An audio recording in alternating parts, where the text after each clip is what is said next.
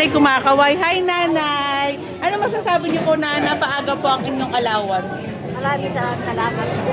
Kasi kailangan niya sa gamot. Kaya ako malaki ang pasasalamat po. Kasi ako, nagdala ko, 85 na ako. Pabili na lang ako ng gamot.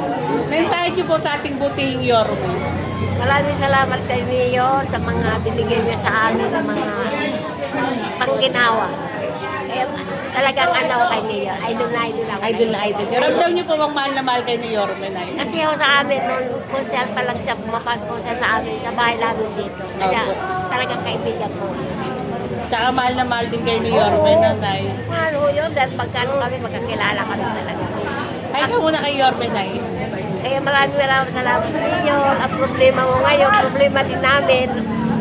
May problema siya, di ba? Kaya umiyak ako, gusto lang umiyak ako. Nalungkot ka para kay Yorme. Hindi kasi yung ano niya, nakita kasi namin ng pagdaan.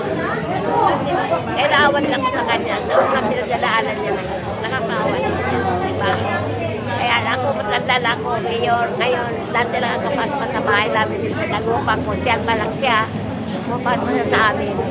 Kaya talagang tunay kami na magkaibigan kami. Naiyak nga ako doon sa problema niya ngayon. Siyempre, ano yun eh, alalay niya yun. 10 million pa naman mangking.